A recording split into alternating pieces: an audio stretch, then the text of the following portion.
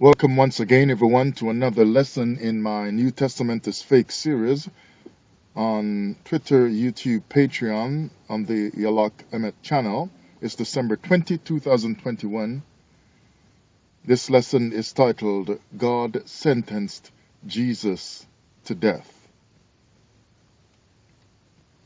Genesis chapter 4, verse 1 and verse 8, it reads, "And Adam knew Eve his wife, and she conceived and bare Cain, and said, I have begotten a man from the Lord." Verse 8,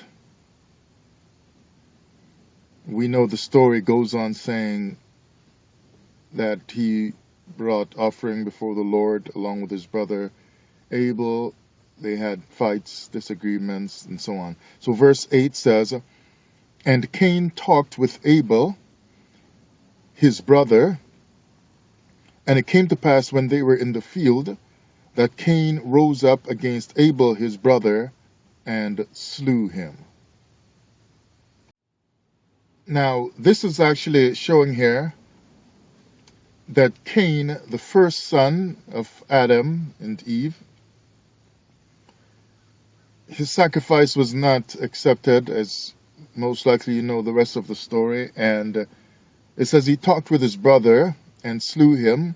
Looking into that verse a little bit more on your own, you'll realize that he was angry, and he took on his brother. He challenged him, as if he was saying like, hey, this isn't right, and yours is received and mine's not accepted. And he killed his brother.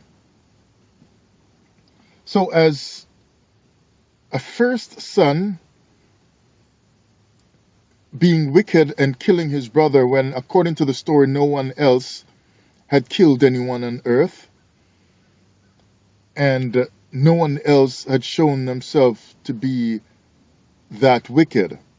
That's the first son, Cain, and Abel was the second son.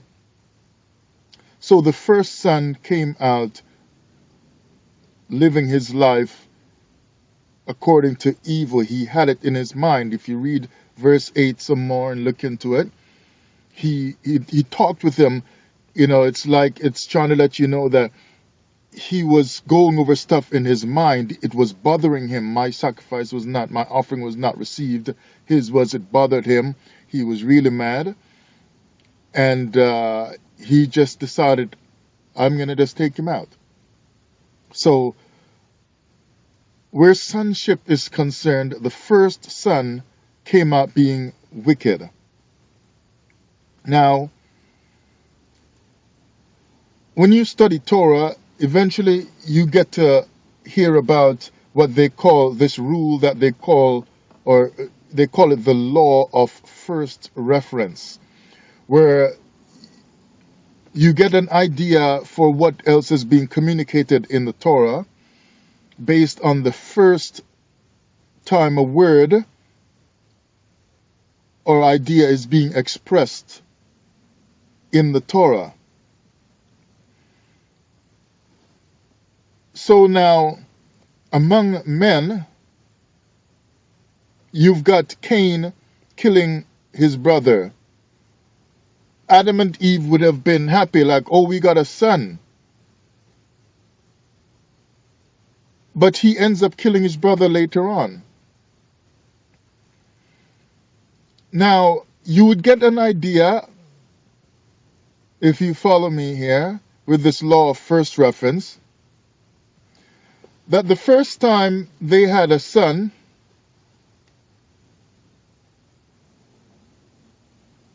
the son had something to do with death. The curse of death was attached to this son, the first son, Cain.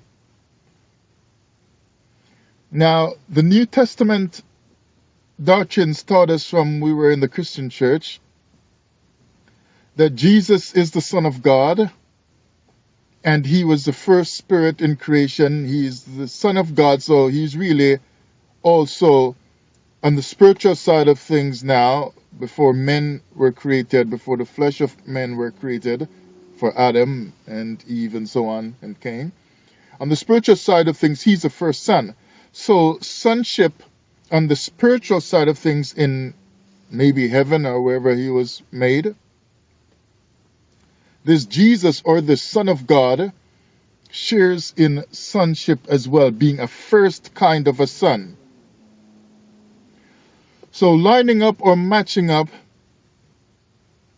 the whole story, if we compare Jesus with this first son of Cain and Jesus being the first son of God,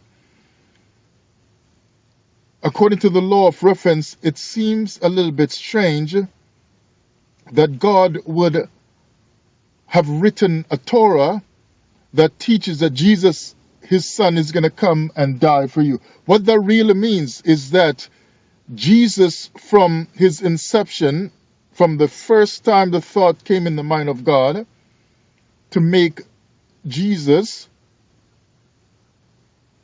and to make him to be a sacrifice for sin, is that Jesus was actually made to die. The thought of Jesus in the mind of God before he made Jesus as a first son ever in the Spirit and the only Spirit Son of God, the idea there being communicated from the New Testament teachers, even though they don't think of it, is that Jesus was sentenced to death. From he was thought of to be made in the mind of God. Why would God write a Torah if this Jesus stuff is true from the New Testament? And line up Jesus, according to this law of first reference kind of teaching, line up Jesus to have anything to do with a first reference of man being a first son, which would be Cain in the flesh, to be killing someone and be associated with death, so that he even later died in a cursed manner.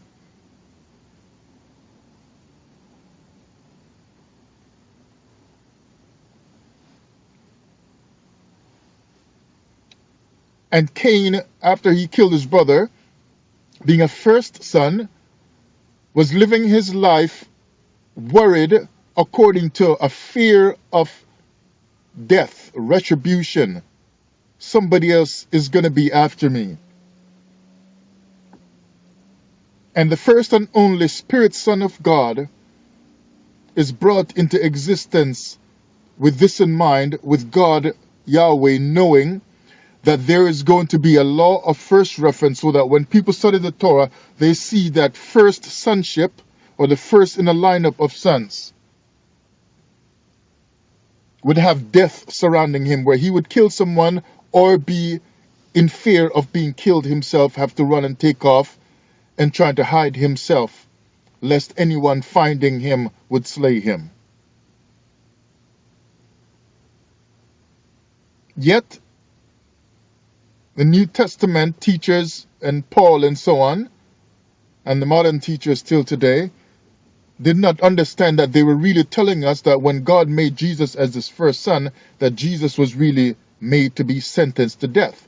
That's why they also go on to teach you that he was so sentenced to death.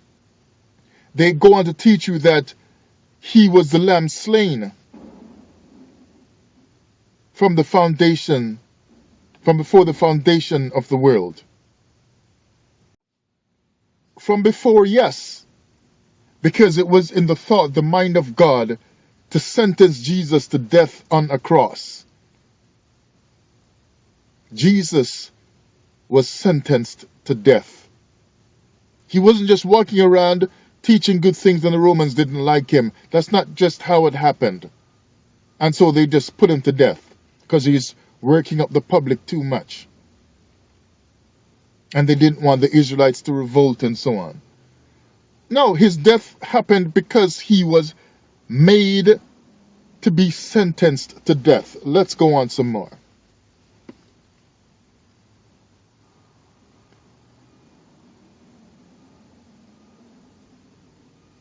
So with Jesus being sentenced to death,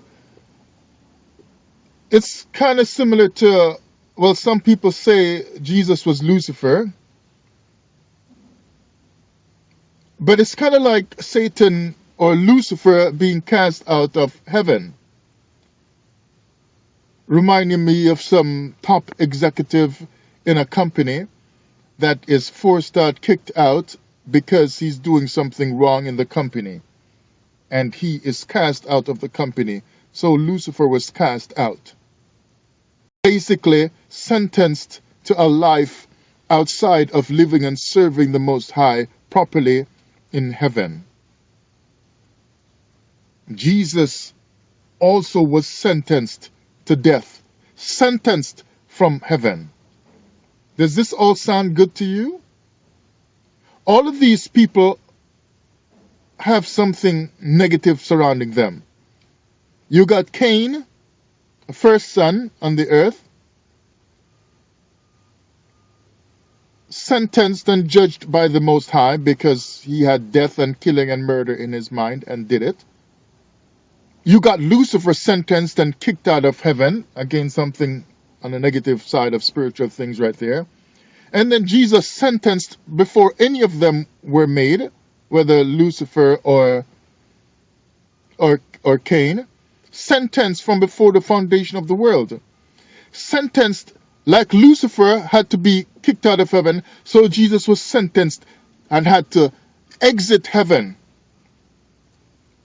And after a short time on earth, dying earlier than other men, his sentence put him up on a cross. This is your Savior. In shame and disgrace, hanging with blood dripping all over him, dripping down into the ground, like when Cain killed Abel and the Most High said, "Your brother's blood cries out to me from the ground." And Jesus, the holy righteous Son of God with God's master plan, is going to show that God sent his own son and killed his own son. Because can mortal man just put him to death? He killed his own son when he showed up in a body, so that that blood of his son that showed up in a body can have his blood drip onto the earth, like Cain was cursed for making his brother's blood Abel drip onto the earth. God was mad about that,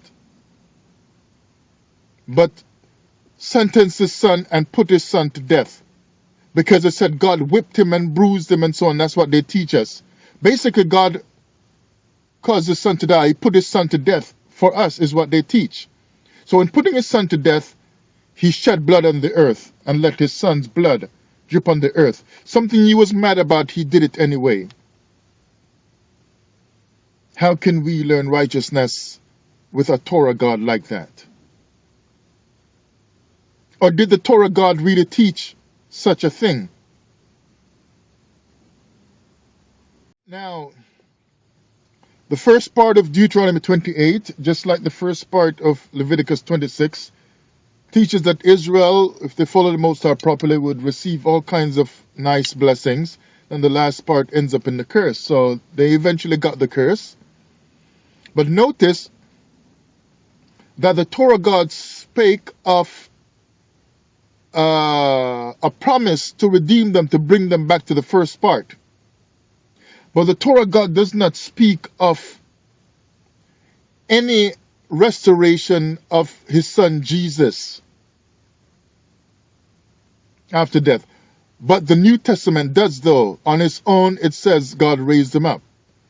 But the Torah God does not speak of Jesus or of a son coming from out of heaven, dying, being put to death, and then being resurrected in glory. It's just the New Testament people like Paul and so on that teach that stuff. But the Torah God clearly speaks of the people getting their blessings and then going into sin and getting punishment and then being restored. So the Torah God, promises through prophecies to correct the punishment, to bring it to an end and restore the blessings. But no such promise of blessings is promised by the Torah God in the Torah for Jesus. Just like now in Jeremiah 31 and verse 11, let's look at this.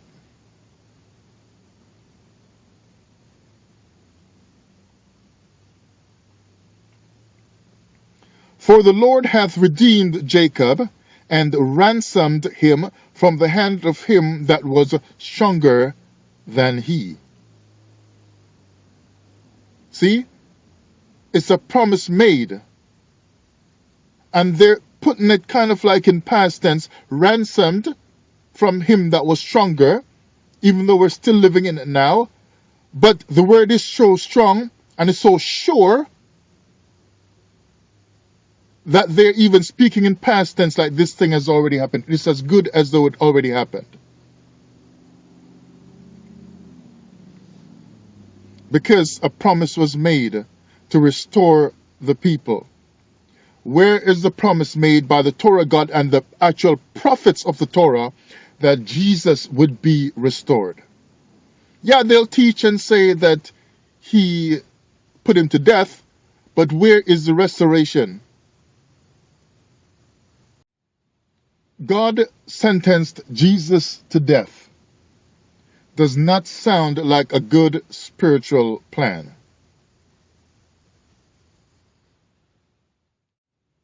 But we know the Torah God, he never died. So again, God sentenced Jesus, his so-called first son, to death. But the Most High himself is a God of life, and he never dies. The New Testament is fake. Twitter, YouTube, Patreon, your Lock Emmett channel.